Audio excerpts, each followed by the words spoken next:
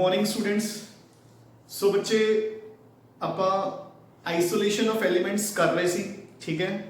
ਆਪਾਂ ने पूरा मेटलर्जिकल प्रोसेस कंप्लीट कर लिया, ऑल द 4 स्टेप्स इन्वॉल्वड, ठीक है। That is concentration of 4 and then concentration तो बाद पहला पल्वराइजेशन एंड देन कॉन्सेंट्रेशन तो बाद ਆਪਾਂ ਉਸ ਨੂੰ 2 ਸਟੈਪਸ ਡਿਵਾਈਡ ਕਰ ਲੈਂਦੇ ਹਾਂ। ਥਰਡ ਸਟੈਪ ਨੂੰ ਪਹਿਲਾਂ ਰੋਸਟਿੰਗ ਜਾਂ ਕੈਲਸੀਨੇਸ਼ਨ ਨਾਲ ਆਪਾਂ ਆਕਸਾਈਡ ਓਰ ਤੱਕ ਪਹੁੰਚਦੇ ਹਾਂ, ਫਿਰ ਰਿਡਕਸ਼ਨ ਦੇ ਨਾਲ ਆਪਾਂ ਕਰੂਡ ਮੈਟਲ ਤੱਕ ਪਹੁੰਚਦੇ ਹਾਂ, ਠੀਕ ਹੈ।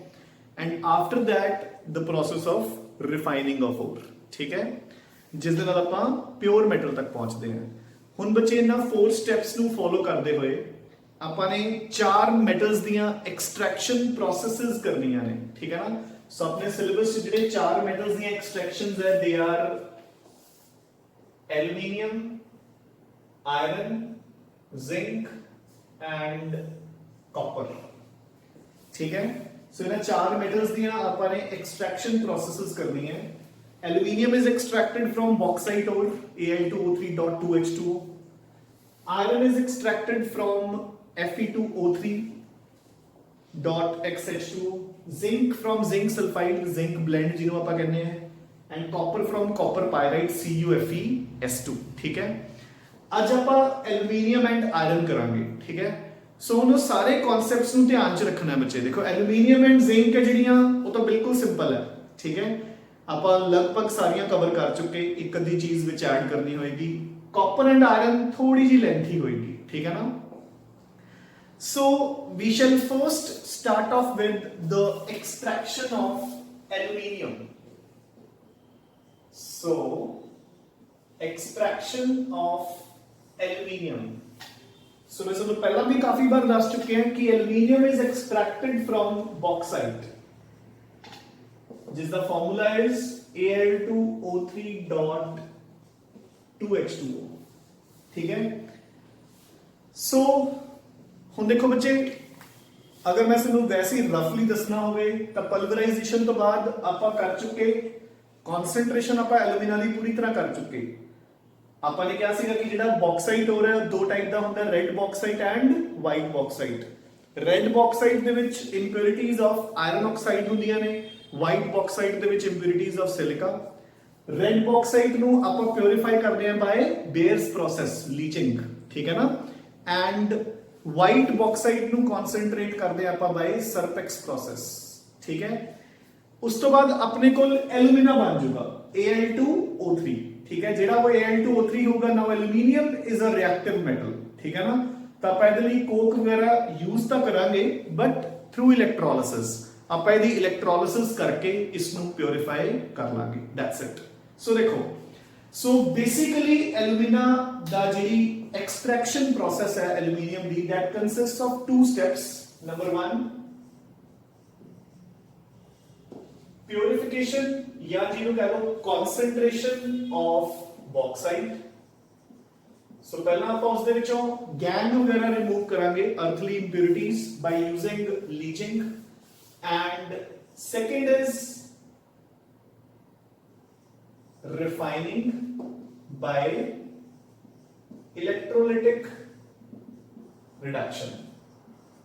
So फिर ਆਪਾਂ ਉਸ ਨੂੰ ਜਿਹੜੀ ਆਪਣੀ ਰਿਡਕਸ਼ਨ ਪ੍ਰੋਸੈਸ ਹੁੰਦੀ ਹੈ, ਦੇਖੋ ਆਪਣੇ ਕੋਲ ਪਿਉਰੀਫਿਕੇਸ਼ਨ ਤੋਂ ਬਾਅਦ ਐਲੂਮੀਨਾ ਬਣ ਜਾਊਗਾ। ਸੋ ਇਹ ਆਕਸਾਈਡ ਤਾਂ ਹੋਊਗਾ ਹੀ, ਆਪਾਂ ਨੂੰ ਰਿਡਕਸ਼ਨ ਕਰਾਂਗੇ ਬਾय ਇਲੈਕਟ੍ਰੋਲਿਸਿਸ, ਡਨ। ਸੋ ਆਪਣੀ ਰਿਡਕਸ਼ਨ ਤੇ ਰਿਫਾਈਨਿੰਗ ਇੱਕੋ ਸਟੈਪ ਦੇ ਵਿੱਚ ਹੋ ਜਾਏਗੀ, ਠੀਕ ਹੈ।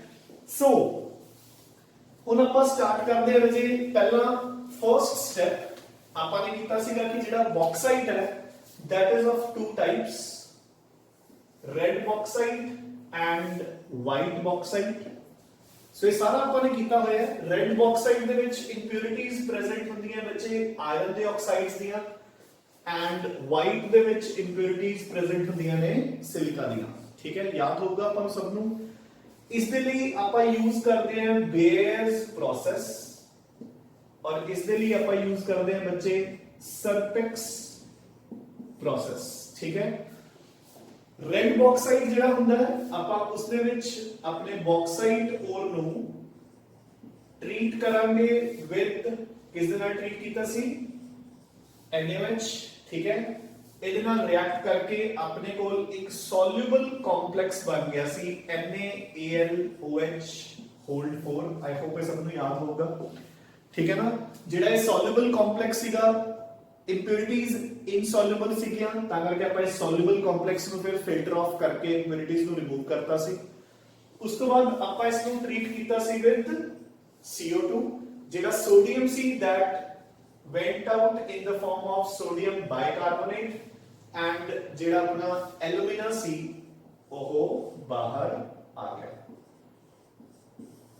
ਡਨ ਫਿਰ ਆਪਾਂ ਇਸ ਨੂੰ ਹੀਟ ਅਪ ਕਰਕੇ ਵਾਟਰ ਉਡਾਤਾ ਤੇ ਐਲੂਮੀਨਾ ਬਚ ਗਿਆ ਯਾਦ ਹੈ ਕਿ ਨਹੀਂ ਇਹ ਬੇਅਰਸ ਪ੍ਰੋਸੈਸ ਸਭ ਨੂੰ ਲੀਚਿੰਗ ਦੇ ਵਿੱਚ ਸਰਪੈਕਸ ਪ੍ਰੋਸੈਸ ਚ ਆਪਾਂ ਨੇ ਕੀ ਕੀਤਾ ਸੀ ਬੱਚੇ ਜਿਹੜਾ ਆਪਣਾ ਐਲੂਮੀਨਾ ਹੈ ਆਪਾਂ ਉਸ ਨੂੰ ਟ੍ਰੀਟ ਕੀਤਾ ਸੀ with nitrogen and coke coke ਦੇ ਨਾਲ ਮਿਲ ਕੇ ਆਕਸੀਜਨ ਆਊਟ ਹੋ ਗਿਆ ਸੀ and aluminium got converted into aluminium nitride ਠੀਕ ਹੈ ਫਿਰ ਇਸ ਐਲੂਮੀਨੀਅਮ ਨਾਈਟ੍ਰਾਈਡ ਦੀ ਮੈਂ ਕੀਤੀ ਸੀ ਹਾਈਡਰੋਲਿਸਿਸ nitrogen goes out as ammonia and aluminium gets converted into aluminium hydroxide ठीक है फिर इस aluminium hydroxide ਨੂੰ ਆਪਾਂ ਨੇ ਹੀਟ ਕਰਕੇ ਵਾਟਰ ਕਰਤਾ ਸੀ ਰਿਮੂਵ ਐਂਡ ਆਪਣੇ ਕੋਲ ਬਣ ਗਿਆ ਸੀ ਪਿਓਰ alumina ਯਾਦ ਹੈ ਕਿ ਨਹੀਂ ਬੱਚੇ ਇਹ so these were the two processes for the concentration of bauxite ore ठीक है Bayer's process which comes under leaching and Surpex process. Bayer's process we use for red bauxite which contains impurities of iron oxides, ठीक है? And Surpex process we use for white bauxite which contains impurities of silica, ठीक है? ਹੁਣ ਇਸ ਤੋਂ ਬਾਅਦ ਆਪਾਂ ਕੀ ਕਰਾਂਗੇ ਬੱਚੇ? ਹੁਣ ਆਪਾਂ ਜਿਹੜਾ ਆਪਣੇ ਕੋਲ ਐਲੂਮੀਨਾ ਬਣ ਗਿਆ, ਠੀਕ ਹੈ? ਉਸ ਦੀ ਆਪਾਂ ਡਾਇਰੈਕਟ ਇਲੈਕਟ੍ਰੋਲਾਈਟਿਕ ਰਿਡਕਸ਼ਨ ਕਰ ਦਾਂਗੇ So उसकी अपन direct electrolytic reduction कर देंगे. Now after this concentration, we are here with alumina. ठीक है? So अपने कोल alumina बन गया बजे. ठीक है? Now what we'll do is ਆਪਾਂ ਇਸ ਦੀ electrolytic reduction ਕਰਾਂਗੇ ਤਾਂ ਉਸ ਦੇ ਵਿੱਚ ਯਾਦ ਰੱਖਣਾ ਹੈ ਜਦੋਂ ਆਪਾਂ ਇਸ ਦੀ electrolysis ਕਰਾਂਗੇ ਪਹਿਲਾਂ ਤਾਂ ਆਪਾਂ ਇਸ ਦੇ ਨਾਲ ਮਿਕਸ ਕਰਾਂਗੇ cryolite ਜਦੋਂ ਵੀ ਆਪਾਂ ਕਿਸੇ ਮੋਲਟਨ ਆਇਓਨਿਕ ਕੰਪਾਊਂਡ ਦੀ ਇਲੈਕਟ੍ਰੋਲਿਸਿਸ ਕਰਦੇ ਆਂ ਆਪਾਂ ਇੱਕ ਹੋਰ ਇਲੈਕਟ੍ਰੋਲਾਈਟ ਨਾਲ ਐਡ ਕਰਦੇ ਹੁੰਦੇ ਆਂ ਉਹਦਾ ਰੋਲ ਕੀ ਹੁੰਦਾ ਹੈ first of all it increases the electrical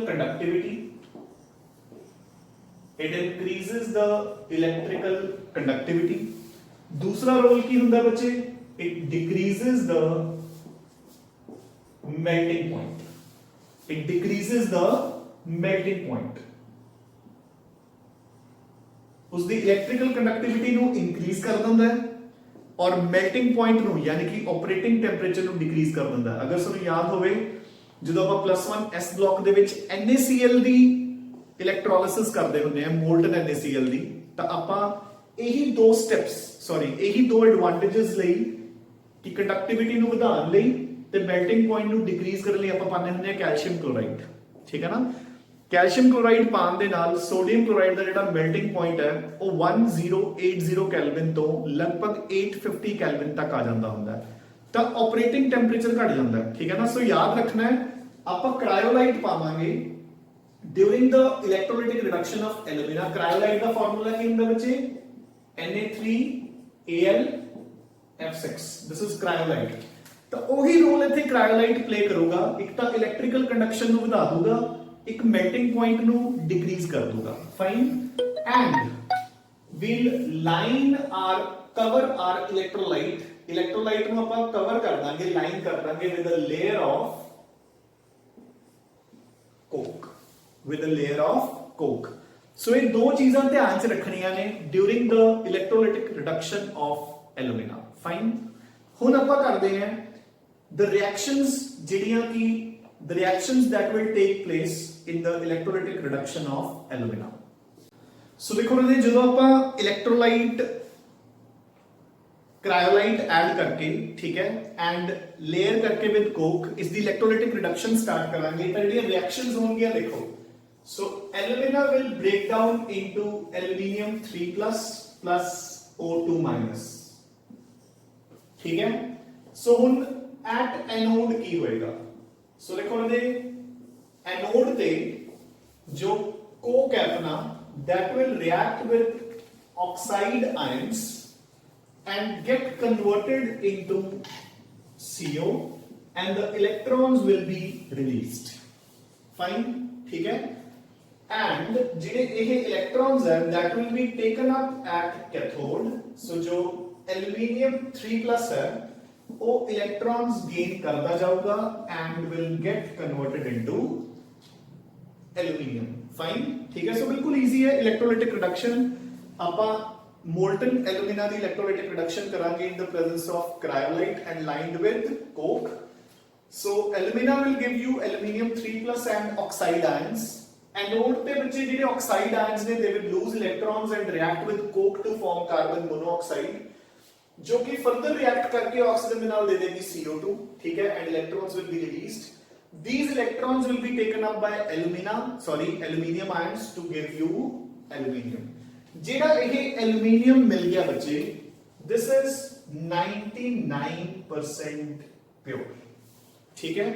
इस एल्यूमीनियम ਨੂੰ ਆਪਾਂ ਫਰਦਰ ਵੀ ਰਿਫਾਈਨ ਕਰ ਦਿੰਦੇ ਹੁੰਦੇ ਆ ਬਾਈ Hoops electrolysis process just like simple electrolytic refining ठीक है. So this is about the extraction of aluminium from bauxite ore. So बच्चे again I stress upon कि अगर ਆਪਾਂ ਨੂੰ ਜਿਹੜਾ ਜਨਰਲ ਪਾਰਟ ਆਪਾਂ ਨੇ ਸਾਰਾ ਕੀਤਾ ਹੈ ਜੇ ਆਪਾਂ ਨੂੰ ਉਹ ਚੰਗੀ ਤਰ੍ਹਾਂ ਆਂਦਾ ਹੈ ਠੀਕ ਹੈ ਨਾ ਤੇ ਜਿਹੜੇ ਇਹ ਪ੍ਰੋਸੈਸਸ ਨੇ ਦੇ ਬਿਕਮ ਵੈਰੀ ਈਜ਼ੀ. ਸੋ ਦੇਖੋ ਹੁਣ ਜਿਹੜਾ ਆਪਾਂ ਨੇ ਐਲੂਮੀਨੀਅਮ ਦਾ ਐਕਸਟ੍ਰੈਕਸ਼ਨ ਪ੍ਰੋਸੈਸ ਕੀਤਾ ਹੈ ਉਹਦੇ ਵਿੱਚ ਮੇਨ ਸਟੈਪਸ ਕਿਹੜੇ ਆ ਜਿਹੜਾ ਕਨਸੈਂਟ੍ਰੇਸ਼ਨ ਵਾਲਾ ਹੈ ਠੀਕ ਹੈ ਨਾ. ਤਾਂ ਉਹ ਕਨਸੈਂਟ੍ਰੇਸ਼ਨ ਵਾਲੇ ਦੋਨੋਂ ਸਟੈਪਸ ਮੈਂ ਤੁਹਾਨੂੰ ਕਰਵਾਏ ਹੋਏ ਸੀ ਬੇਅਰਸ ਪ੍ਰੋਸੈਸ ਵੀ ਐਂਡ ਸਰਪੈਕਸ ਪ੍ਰੋਸੈਸ ਵੀ. ਅਗਰ ਬੇਅਰਸ ਤੇ ਸਰਪੈਕਸ ਤੁਹਾਨੂੰ ਚੰਗੀ ਤਰ੍ਹਾਂ ਲਰਨਡ ਹੈ ਤਾਂ ਦੇਖੋ aluminium the extraction is automatically done. So this is about the extraction of aluminium and now we'll do the extraction of iron from hematite ore. Fine. So the next is the extraction of iron. So extraction process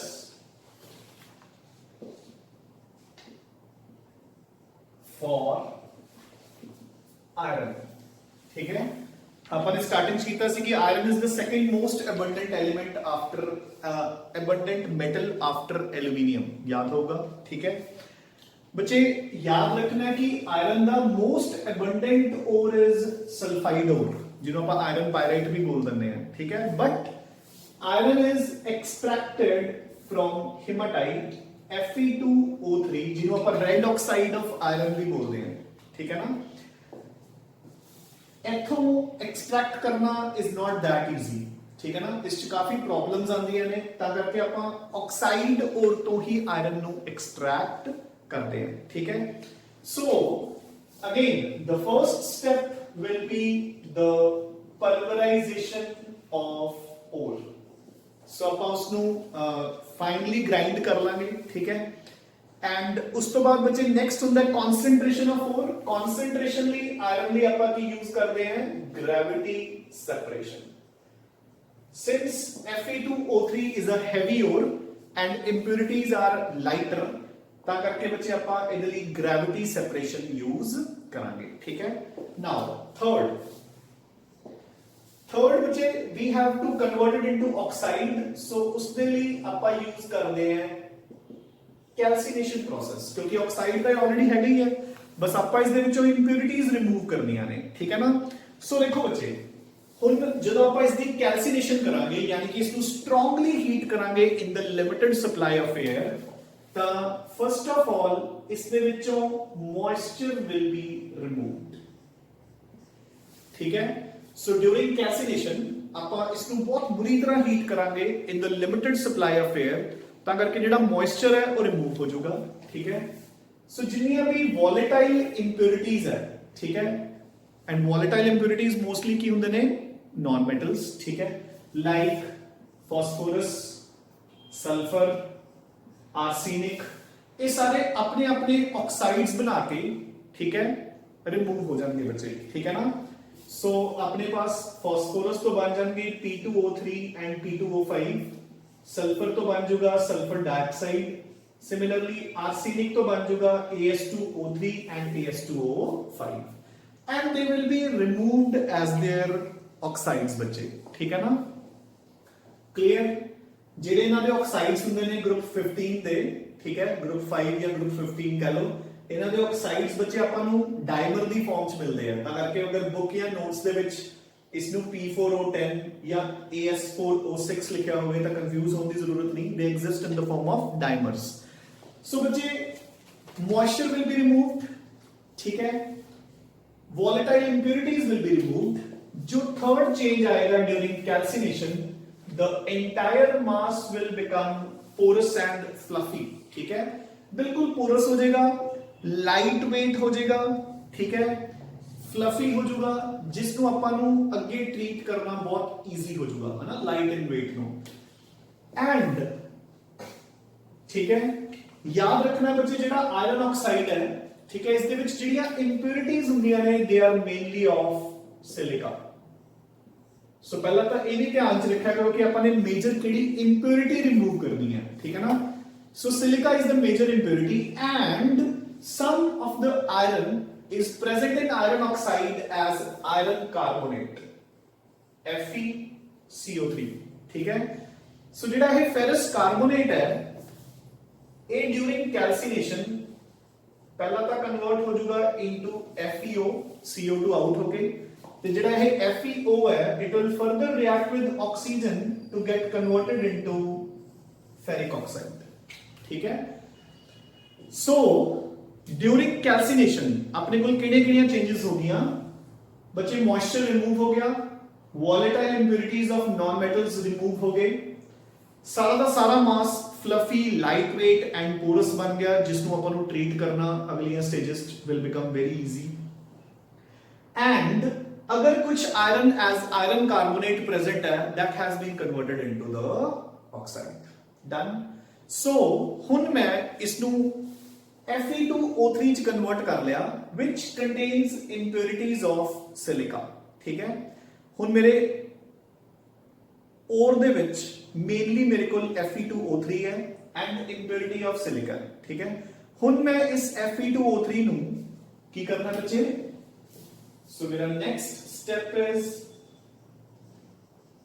reduction, ठीक है, reduction to molten metal, ठीक है, मैं इसनु iron तक लेके आना है, ठीक है। सो हम देखो सो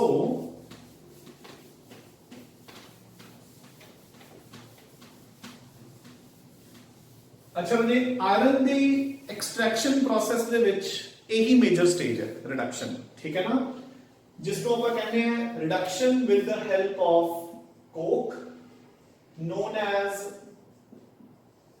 smelting, which is carried out in ਤੁਸੀਂ जूनियर क्लासेस ਚ ਪੜਿਆ ਹੋਊਗਾ blast furnace, ठीक है ना।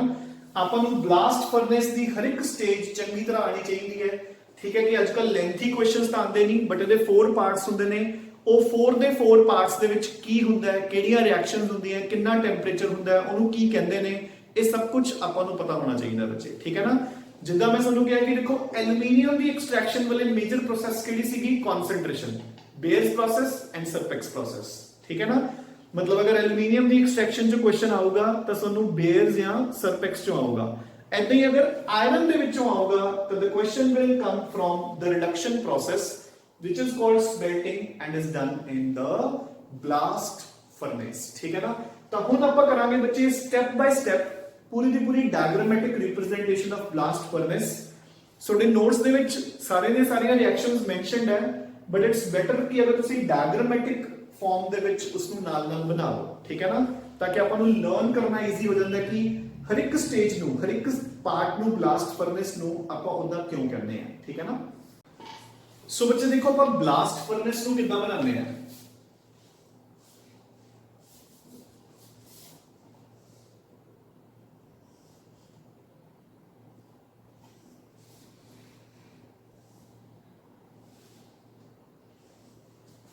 सो एक रफ डायग्राम ਆਪਾਂ ਬਲਾਸਟ ਫਰਨੈਸ ਦੀ ਬਣਾਵਾਂਗੇ, ठीक है ना, जिसको तुसी डायग्रामेटिकली उदां ही बना लेना है, ठीक है। सो जिहड़ा बिल्कुल लोअर पोर्शन है, ठीक है, जिहड़ा बिल्कुल लोअर पोर्शन है उसनू आपां कहने आ राजे कंबस्टन जोन। सो ध्यान नाल सुनी चलो कि एक पार्ट नू आपां अलग-अलग नेम्स किहड़े-किहड़े दित्ते हैं ते किवें-किवें दित्ते हैं। The lower part of the furnace is called combustion zone. So as the name speaks, ਇੱਥੇ combustion होएगी, है ना। combustion किवें देखो, अपने पास आपां ਇੱਥੇ कोक नू बर्न करांगे with CO or with oxygen to form CO2, ਜਿਹੜੀ कि ऊपर ट्रैवल करदी जाऊगी बच्चे, ठीक है। एंड सिंस ਆਪਾਂ ਨੂੰ ਪਤਾ ਹੈ ਬਰਨਿੰਗ ਆਫ ਕੋਲ ਇਜ਼ ਐਗਜ਼ੋਥਰਮਿਕ, ਇੱਥੇ ਟੈਂਪਰੇਚਰ ਬਹੁਤ ਹਾਈ ਹੋ ਜਾਊਗਾ, ਕਿੰਨਾ 2200 ਕੈਲਵਿਨ ਦੇ ਆਸ-ਪਾਸ। ਇਹ ਟੈਂਪਰੇਚਰਸ ਬੱਚੇ ਤੁਹਾਨੂੰ ਅਲੱਗ-ਅਲੱਗ ਬੁక్స్ ਦੇ ਵਿੱਚ ਥੋੜੇ ਬਹੁਤ ਵੇਰੀ ਕਰਨਗੇ, ਤਾਂ ਅਪਰੋਕਸੀਮੇਟਲੀ ਮੈਂ ਦੱਸ ਰਿਹਾ। ਸੋ 2200 Kelvin temperature will be formed. ਫਿਲਹਾਲ ਆਪਾਂ ਇਹੀ ਰਿਐਕਸ਼ਨ ਕਰਾਂਗੇ, ਉਸ ਤੋਂ ਬਾਅਦ ਆਪਾਂ ਅੱਗੇ ਕੈਰੀ ਫਾਰਵਰਡ ਕਰਦੇ ਹਾਂ। ਹੁਣ ਦੇਖੋ, so second zone is called fusion zone. Second zone की होगा बच्चे फ्यूजन जोन। फ्यूजन जोन दे विच की होगा, जिहड़ी ये CO2 ऊपर ट्रैवल कर रही है, ये CO2 further reacts with coke to form carbon monoxide, जिहड़ी की अगेन ऊपर ट्रैवल करती रहेगी। This reaction is endothermic in nature, so थोड़ी जी हीट एब्जॉर्ब हो जाएगी एंड जो टेम्परेचर है that will come down to 1570 kelvin, ठीक है। इस जोन नु आपां फ्यूजन जोन क्यों कहने हैं उसते आपां बात जानते हैं, ठीक है ना, क्योंकि फ्यूजन मैं तुहानू पहला भी दस चुकिया, केमिस्ट्री दे विच फ्यूजन दा मतलब की हुंदा बच्चे, मोल्टन, ठीक है ना, मतलब पिघली हुई चीज, सॉलिड टू लिक्विड फॉर्म, ठीक है ना। हुण देखो जिहड़ा मिडल पोर्शन है, so this is the middle portion of the furnace, इसदी बच्चे लाइनिंग कीती जाती है, it is lined inside with calcium carbonate, it is lined inside with calcium carbonate। इत्थों अपने एक दो इंपॉर्टेंट क्वेश्चंस निकलणगे। सो देखो बच्चे, रिएक्शंस की होणगियां इन्ने हाई टेंपरेचर ते जिहड़ा कैल्शियम कार्बोनेट है, सो इत्थे temperature will be in the range 1270 Kelvin। Calcium carbonate बच्चे ब्रेक डाउन होके ਆਪਾਂ ਨੂੰ ਦੇਊਗਾ calcium oxide plus CO2। Fine, ਜਿਹੜਾ ਇਹ कैल्शियम ऑक्साइड है ਇਸ ਨੂੰ ਆਪਾਂ ਇੱਕ ਨੇਮ ਦਿੰਨੇ ਆ ਕਿ बेसिक फ्लक्स।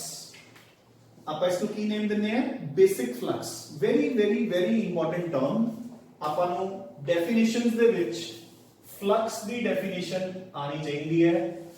ये बेसिक फ्लक्स है, एसिडिक फ्लक्स की होगा वो भी मैं तुहानू दसूंगा। हुण ध्यान नाल सुनो, जिहड़ा ये कैल्शियम ऑक्साइड है, सो पहला तो फ्लक्स दा रोल की हुंदा है, to remove the impurities as slag.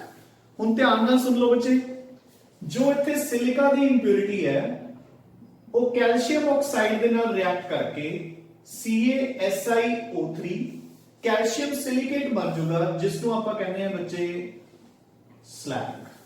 हुण स्लैग की हुंदा है, ठीक है।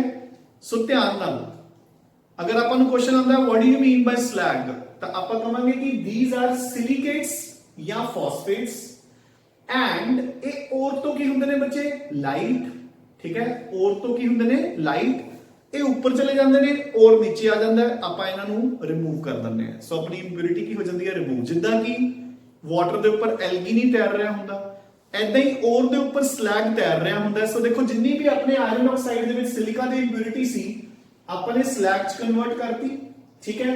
ਇਹ ਸਲੈਗ ਉੱਪਰ ਜਾਈ ਜਾਊਗਾ, ਔਰ ਹੈ ਜਿਹੜਾ ਉਹ ਨੀਚੇ ਆਈ ਜਾਊਗਾ, ਠੀਕ ਹੈ। ਐਂਡ ਅਲਟੀਮੇਟਲੀ ਆਪਾਂ ਸਲੈਗ ਹੋਲ ਦੇ ਵਿੱਚੋਂ ਸਲੈਗ ਨੂੰ ਰਿਮੂਵ ਕਰ ਦਾਂਗੇ। Getting a point.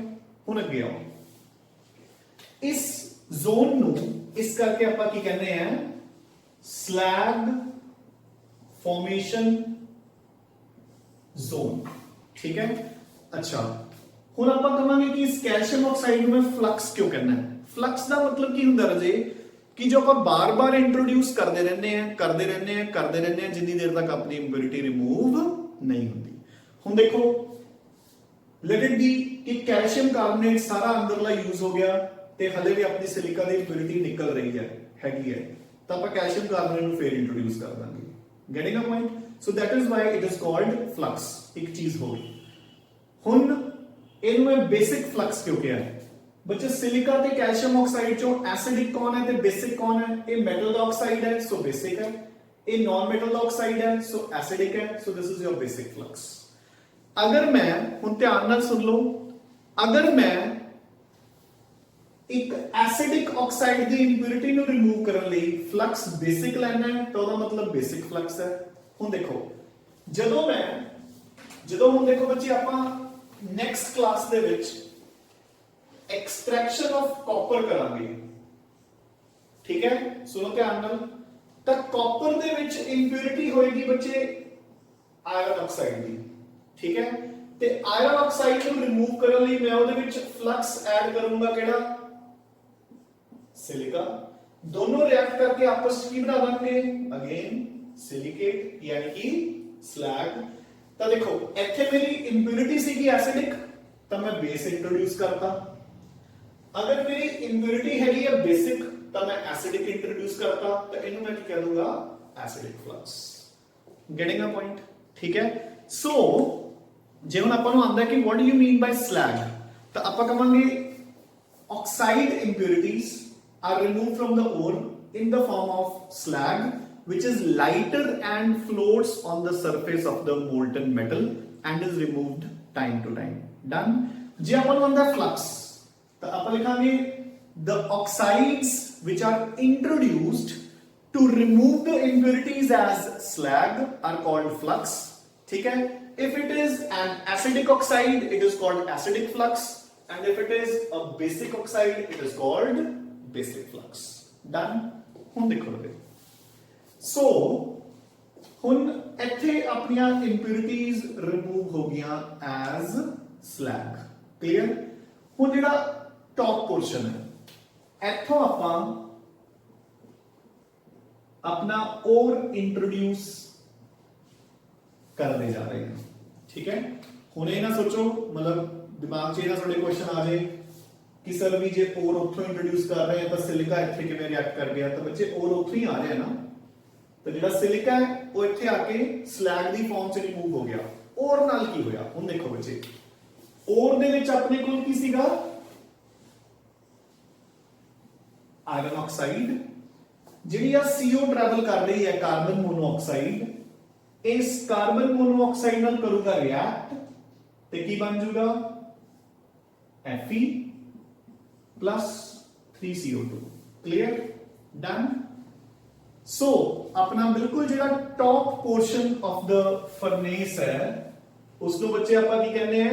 ਜਿਹੜਾ ਉੱਪਰ ਵਾਲਾ पोर्शन है, this is called reduction zone, क्योंकि ਇੱਥੇ ਆਪਣੇ ਆਇਰਨ ਮੈਟਲ ਦੇ ਆਕਸਾਈਡ ਦੀ ਰਿਡਕਸ਼ਨ ਹੋ ਰਹੀ ਹੈ। ਇੱਥੇ ਟੈਂਪਰੇਚਰ ਹੋਊਗਾ ਬੱਚੇ 875 ਕੈਲਵਿਨ। ਡਨ? ਹੁਣ ਦੇਖੋ 875 ਕੈਲਵਿਨ ਤੇ ਜਿਹੜਾ ਆਇਰਨ ਹੋਊਗਾ ਉਹ ਬਿਲਕੁਲ ਸੌਫਟ ਹੋਊਗਾ, ਪਿਘਲਿਆ ਹੋਇਆ ਨਹੀਂ, ਬਿਲਕੁਲ ਸੌਫਟ, ਜਿਹਨੂੰ ਆਪਾਂ ਕਹਿੰਦੇ ਆ spongy iron. So it will be a spongy iron. ਤੇ ਆਪਾਂ ਨੂੰ ਪਤਾ ਬੱਚੇ ਆਇਰਨ ਮੈਟਲ ਦੀ density is very high, so ਨੀਚੇ ਟਰੈਵਲ ਕਰੂਗਾ। ਸੋ ਆਇਰਨ ਨੀਚੇ ਆਉਂਦਾ ਜਾਊਗਾ, ਸਲੈਗ ਉੱਪਰ ਜਾਂਦਾ ਜਾਊਗਾ, ਸੋ ਸਲੈਗ ਅਲਟੀਮੇਟਲੀ ਆਪਾਂ ਰਿਮੂਵ ਕਰੀ ਜਾਵਾਂਗੇ। ਹੁਣ ਦੇਖੋ ਜਿਹੜਾ ਇਹ ਆਇਰਨ ਨੀਚੇ ਆ ਰਿਹਾ, ਹੁਣ ਧਿਆਨ ਨਾਲ ਸੁਣੋ, ਜਿਹੜਾ ਇਹ ਆਇਰਨ ਨੀਚੇ ਆਈ ਜਾ ਰਿਹਾ ਹੈ, ਠੀਕ ਹੈ, ਇਹ ਇੱਥੇ ਜਾ ਕੇ ਆਇਰਨ ਸੋਲਿਡ ਤੋਂ ਕੀ ਬਣ ਜਾਊਗਾ? Iron melted. So that is why ਇਸ ਸਟੈਪ ਨੂੰ ਆਪਾਂ ਕੀ ਕਹਿੰਦੇ ਆ? Fusion zone. ਕਿਉਂਕਿ ਜਿਹੜਾ ਇਹ ਸਪੌਂਜੀ ਆਇਰਨ ਸੀ ਨੀਚੇ ਆ ਕੇ ਇਸ ਜਗ੍ਹਾ ਤੇ ਆ ਕੇ ਇਹ ਮੈਲਟ ਹੋ ਗਿਆ ਫਿਊਜ਼ਨ ਜ਼ੋਨ ਦੇ ਵਿੱਚ ਬੱਚੇ। that is why it is called fusion zone. Another very important point, ਹੁਣ ਅਗਰ ਕੋਈ ਵੀ ਮਾੜਾ ਮੋਟਾ ਆਕਸਾਈਡ ਆਫ ਆਇਰਨ, ਸੋ ਬੱਚੇ ਮੈਂ ਇੱਥੇ Fe2O3 ਦੀ ਰਿਐਕਸ਼ਨ ਲਿਖਤੀ, ਥੋੜਾ ਬਹੁਤ ਆਇਰਨ ਧਿਆਨ ਨਾਲ ਸੁਣੋ, ਰਿਡਕਸ਼ਨ ਜ਼ੋਨ ਦੇ ਵਿੱਚ FeO ਦੀ ਫਾਰਮ 'ਚ ਵੀ ਹੋਊਗਾ, ਤਾਂ ਉਹ ਵੀ ਰਿਡਿਊਸ ਹੋ ਜਾਊਗਾ ਟੂ ਆਇਰਨ ਐਂਡ CO2। ਠੀਕ ਹੈ? ਹੁਣ ਦੇਖੋ ਬੱਚੇ, ਨੀਚੇ ਆ ਰਿਹਾ ਆਇਰਨ, ਉਸ ਦੇ ਵਿੱਚ ਅਗਰ ਥੋੜਾ ਬਹੁਤ ਆਕਸਾਈਡ ਰਿਡਿਊਸ ਹੋਣਾ ਬਚ ਗਿਆ ਟੌਪ ਤੇ, ਠੀਕ ਹੈ ਨਾ, ਸਪੋਜ਼ ਥੋੜਾ ਬਹੁਤ ਆਕਸਾਈਡ ਰਿਡਿਊਸ ਹੋਣਾ ਬਚ ਗਿਆ ਤਾਂ ਉਹ ਬਾਟਮ ਪਾਰਟ ਦੇ ਵਿੱਚ ਰਿਡਿਊਸ ਹੋ ਜੂਗਾ। ਠੀਕ ਹੈ, ਸੋ ਅ ਵੈਰੀ ਇੰਪੋਰਟੈਂਟ ਕੁਐਸਚਨ, ਠੀਕ ਹੈ ਨਾ, ਜਿਹੜਾ ਕਿ ਇੱਥੇ ਕਾਮਨਲੀ ਪੁੱਛਿਆ ਜਾਂਦਾ ਹੈ, ਧਿਆਨ ਨਾਲ ਸੁਣੋ। ਸੋ ਨੋ ਡਾਊਟ reducing agent बचे during the smelting of iron in the blast furnace।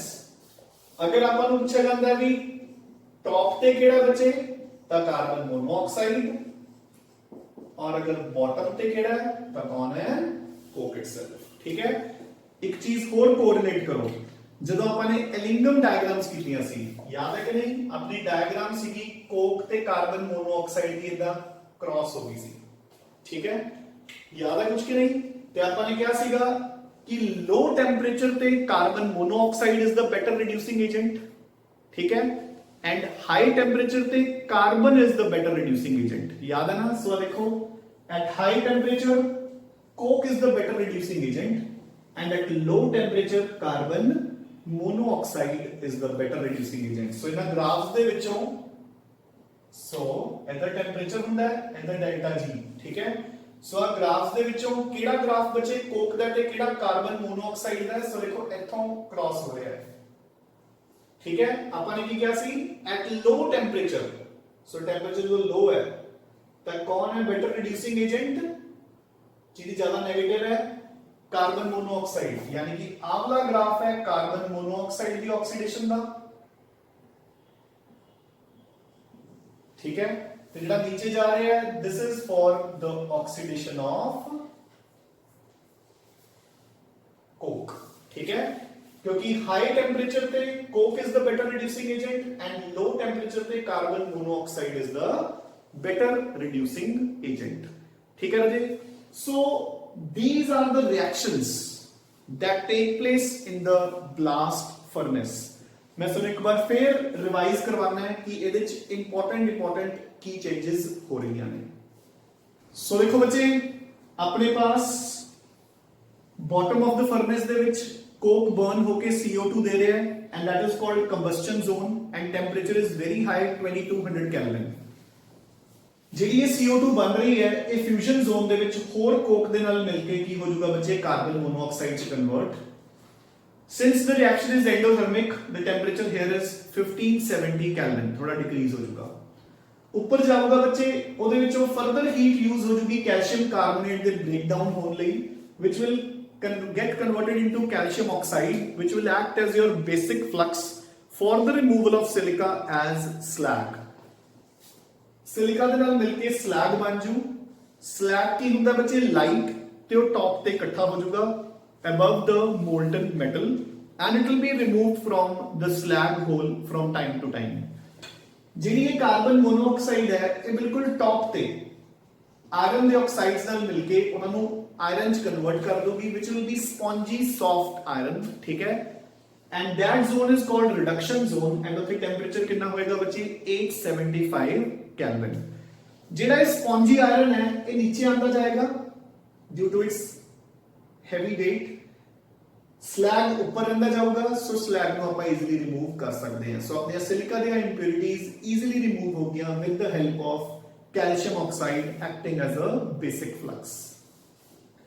ਜਿਹੜਾ ਉਹ ਆਇਰਨ ਉੱਪਰੋਂ ਆ ਰਿਹਾ ਬੱਚੇ, ਉਹ ਸਪੌਂਜੀ ਤੋਂ ਫਿਊਜ਼ਨ ਜ਼ੋਨ ਦੇ ਵਿੱਚ ਆ ਕੇ ਮੈਲਟ ਹੋ ਜਾਊਗਾ ਟੂ ਲਿਕੁਇਡ ਫਾਰਮ, ਜਿਹਨੂੰ ਆਪਾਂ ਮੋਲਟਨ ਫਾਰਮ ਕਹਿੰਦੇ ਹਾਂ। ਠੀਕ ਹੈ ਨਾ, and that is Y this zone is called fusion zone. ਠੀਕ ਹੈ, अगर कोई आयरन ਦੇ ਆਕਸਾਈਡਸ ਰਿਡਿਊਸ ਹੋਣ ਤੋਂ ਬਚ ਗਏ ਤਾਂ ਬਿਲਕੁਲ bottom part of the furnace ਦੇ ਵਿੱਚ ਆ ਕੇ ਕੋਕ ਨਾਲ ਰਿਐਕਟ ਕਰਕੇ ਰਿਡਿਊਸ ਹੋ ਕੇ ਆਪਾਂ ਨੂੰ ਆਇਰਨ ਹੀ ਦੇ ਦੇਣਗੇ। ਠੀਕ ਹੈ ਨਾ, ਸੋ at the top of the furnace the reducing agent is mainly carbon monoxide while coke is the reducing agent at the bottom part of the furnace।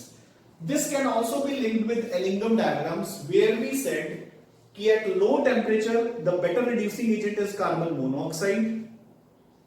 at low temperature the better reducing agent is carbon monoxide while at high temperatures the better reducing agent is coke itself।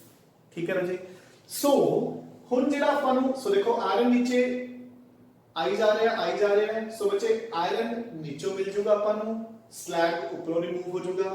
जो ये iron मिल जूगा, this is an impure form of iron which is known as pig iron or cast iron, which is known as pig iron or cast iron। जो pig iron ਹੁੰਦਾ ਬੱਚੇ ਉਹ impure variety ਹੁੰਦੀ ਹੈ।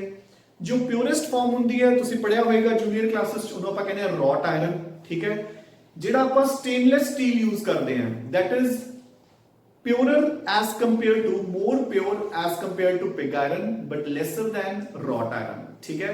सो ਹੁਣ ਆਪਾਂ टाइप्स ऑफ या varieties of iron के ऊपर थोड़ा जा पढ़ांगे, ठीक है। So this is the complete extraction process of iron जी, इसको तुसी चंगी तरह कर लेना है। एंड अगेन आई रिपीट कि blast furnace is the very important part. Done. So now we shall study the various varieties of iron. So बच्चे देखो, these are the three major varieties of iron: pig iron, wrought iron and stainless steel. So as it is written, देखो जो pig iron है, it contains maximum impurities 2 to 4.5% carbon ਹੁੰਦਾ है, plus other impurities like sulfur, silicon, manganese, phosphorus, etc. बच्चे this is a brittle form and it cannot be welded। सो ਆਪਾਂ ਇਸ ਨੂੰ use ਚ ਨਹੀਂ ਲੈ ਕੇ ਆ ਸਕਦੇ ਪਿਗ ਆਇਰਨ ਨੂੰ, ਠੀਕ ਹੈ ਨਾ। ਸੋ ਆਪਾਂ ਨੂੰ ਇਸ ਨੂੰ ਪਿਉਰੀਫਾਈ ਕਰਨਾ ਪੈਂਦਾ ਹੈ, which becomes wrought iron।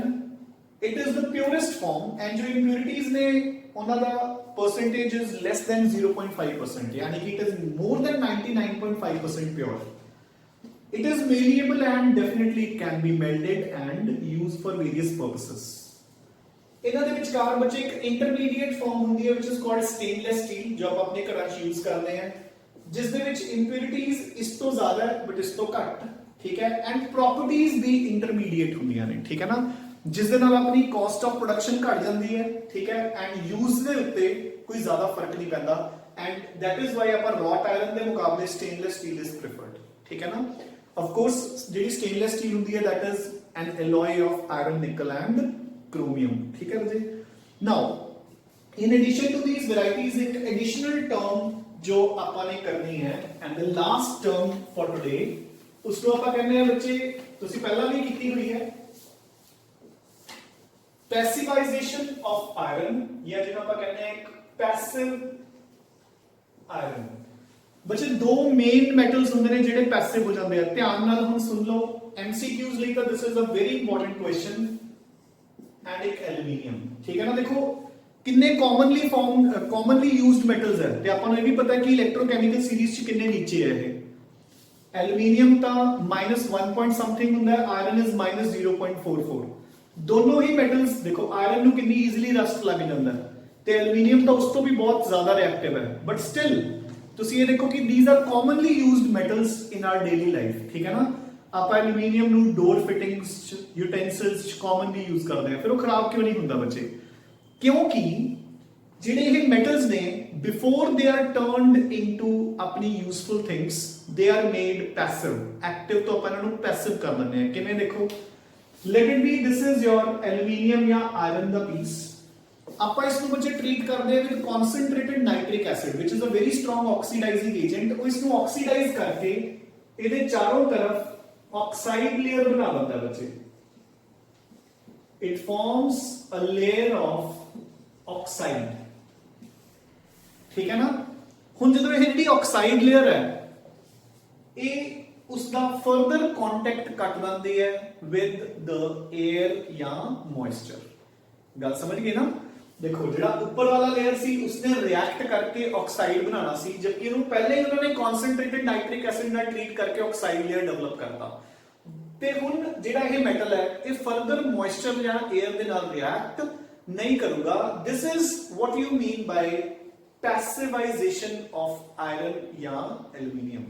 ਬੱਚੇ ਵੈਰੀ ਇੰਪੋਰਟੈਂਟ ਕੁਐਸਚਨ ਹੈ, ਠੀਕ ਹੈ ਨਾ। ਮਤਲਬ MCQs ਦੇ ਵਿੱਚ ਆਪਾਂ ਨੂੰ ਦੋਨਾਂ ਵਿੱਚੋਂ ਕੋਈ ਵੀ ਇੱਕ ਮੈਟਲ ਮੈਂਸ਼ਨ ਕਰਕੇ ਕੁਐਸਚਨ ਆ ਜਾਂਦਾ ਹੁੰਦਾ which one of them does not react with concentrated nitric acid। ਤਾਂ ਐਕਚੁਅਲੀ ਤਾਂ ਰਿਐਕਟ ਕਰਨਾ ਹੀ ਚਾਹੀਦਾ, ਠੀਕ ਹੈ ਨਾ।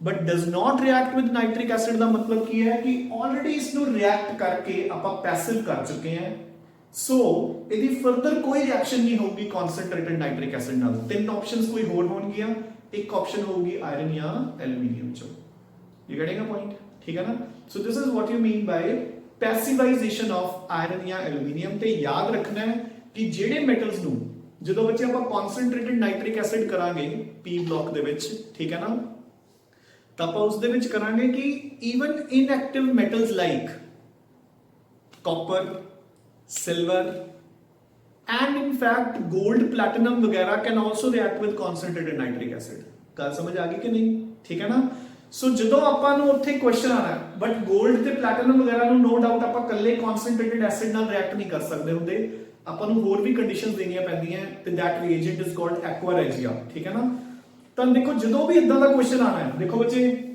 ਜਦੋਂ ਵੀ ਇਦਾਂ ਦਾ ਕੁਐਸਚਨ ਆਣਾ ਹੈ ਕਿ ਆਪਾਂ ਨੂੰ ਚਾਰ ਮੈਟਲਸ ਦਿੱਤੇ ਹੋਏ ਆ ਐਂਡ ਆਪਾਂ ਨੂੰ ਕੁਐਸਚਨ ਪੁੱਛਿਆ ਹੈ ਕਿ which one of them will not react with concentrated nitric acid ਤਾਂ ਜਾਂ ਤਾਂ ਉਹਨਾਂ ਵਿੱਚੋਂ ਇੱਕ ਆਪਸ਼ਨ ਹੋਊਗੀ 골ਡ ਜਾਂ ਪਲੈਟੀਨਮ ਯਾਨੀ ਕਿ ਨੋਬਲ ਮੈਟਲਸ ਡਨ ਤੇ ਜੇ 골ਡ ਜਾਂ ਪਲੈਟੀਨਮ ਦੇ ਵਿੱਚੋਂ ਨਹੀਂ ਹੈਗੀ ਕਿਉਂਕਿ ਬਾਕੀ ਸਾਰੇ ਮੈਟਲਸ ਬੀਟ ਵੀ ਸਿਲਵਰ ਮਰਕਰੀ ਲੈਡ ਜਿਹੜੇ ਬਹੁਤ ਘੱਟ ਐਕਟਿਵ ਹੈ ਸਾਰੇ ਕਨਸੈਂਟ੍ਰੇਟਡ ਨਾਈਟ੍ਰਿਕ ਐਸਿਡ ਨਾਲ ਰਿਐਕਟ ਕਰ ਸਕਦੇ ਨੇ ਜੇ 골ਡ ਜਾਂ ਪਲੈਟੀਨਮ ਆਪਸ਼ਨ ਨਾ ਹੋਈ then ਇੱਕ ਨਾ ਇੱਕ ਆਪਸ਼ਨ ਹੋਊਗੀ ਆਇਰਨ ਜਾਂ aluminium and that will be your answer ठीक है ना so this completes the extraction process of iron ठीक है so अपने को दो बच गया copper and zinc वो ਆਪਾਂ ਕੱਲ ਵਾਲੇ ਲੈਕਚਰ ਚ ਖਤਮ ਕਰ ਦਾਂਗੇ and with that the chapter will wind up ठीक है राजे so keep studying and revising बच्चे thanks a lot